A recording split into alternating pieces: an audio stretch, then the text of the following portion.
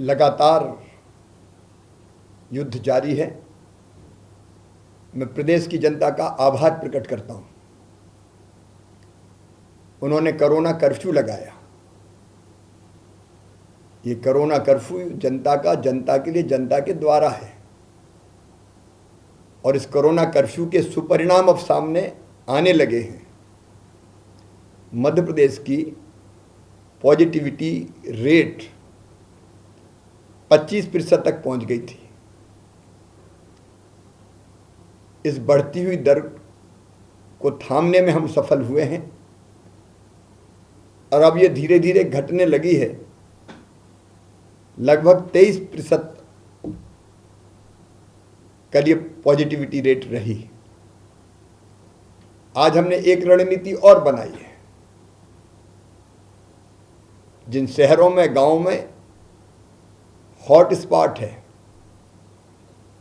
जहां ज्यादा प्रकरण आ रहे हैं, हम माइक्रो कंटेनमेंट एरिया बनाएंगे, माइक्रो कंटेनमेंट जोन बनाएंगे और वहां से संक्रमण फैल ना पाए, इसके लिए वहीं कंटेन कर देंगे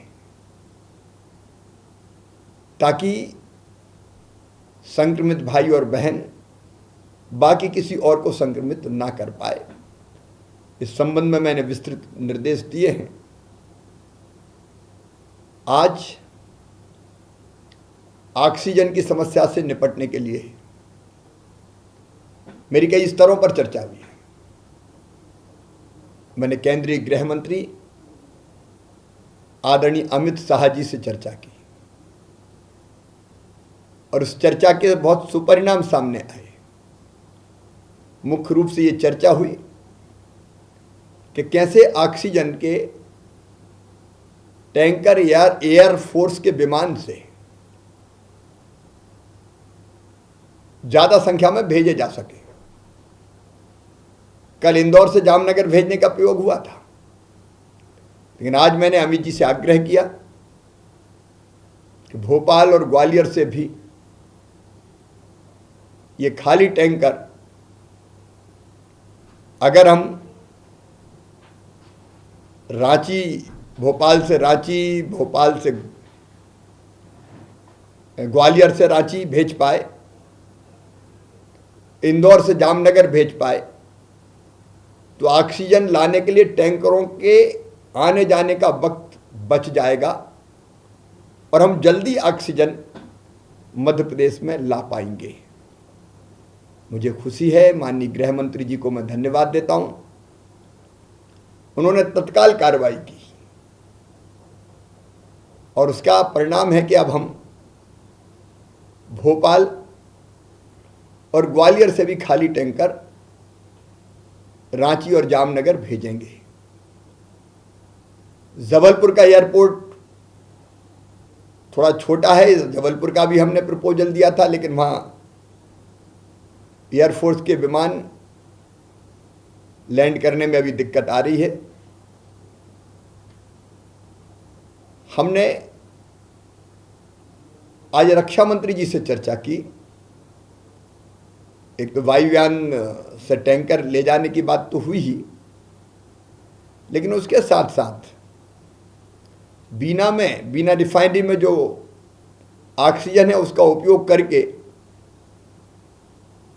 हम मरीजों का इलाज करने के लिए 1000 बिस्तर का अस्पताल आगासौद बीना रिफाइनरी में ही बना रहे हैं। उस अस्पताल को बनाने में DRDO को सहयोग चाहिए। मैंने रक्षा मंत्री जी से प्रार्थना की, उन्होंने हमें वचन दिया कि DRDO इसमें पूरा सहयोग करेगा।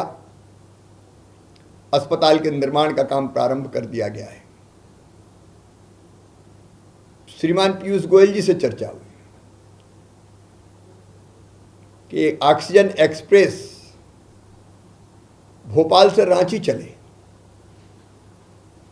जिसमें हम टैंकरों से रेल मार्ग से ऑक्सीजन लेके आ पाए। उन्होंने तत्काल स्वीकृति दी और उसका पूरा प्लान तैयार हो रहा है। कब ट्रेन जाएगी, आएगी, टैंकर किस साइज के होंगे, उस पर काम करना हमने शुरू कर दिया है।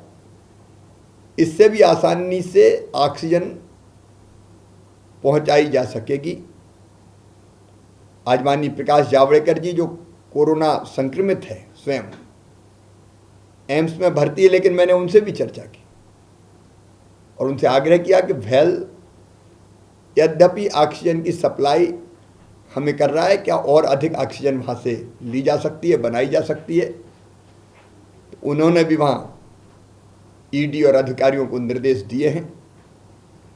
केंद्रीय कृषि मंत्री आदरणीय नरेंद्र सिंह तोमर जी से भी चर्चा करके इन सब व्यवस्थाओं और आवश्यकताओं को पूरा करने में सहयोग मैंने मांगा है। थावरचंद गहलोत जी से भी चर्चा हुई, वो भी लगातार प्रयासों में लगे हुए हैं। हम हर संभव प्रयास कर रहे हैं। मैंने फिक्की के माध्यम से उद्योगपतियों से भी चर्चा की, अलग अलग ऑक्सीजन के प्लांट निर्माण के लिए, ऑक्सीजन कंसंट्रेटर इत्यादि की आपूर्ति के लिए, कम समय में कैसे ऑक्सीजन प्लांट बन सकते हैं इसके लिए, और बाकी व्यवस्थाओं के लिए, दवाइयों के लिए उनसे भी सहयोग मांगा है।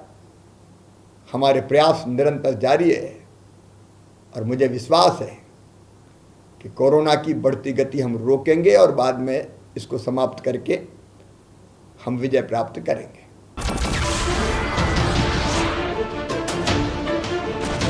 नमस्कार, मैं हूं मानक गुप्ता। अगर आपको हमारा ये वीडियो पसंद आया हो तो इसे लाइक और शेयर जरूर करें और हाँ, हमें सब्सक्राइब और फॉलो करना ना भूलें ताकि आप देश और दुनिया की कोई खबर मिस ना करें। तो जुड़े रहिए हमारे साथ और देखते रहिए News 24।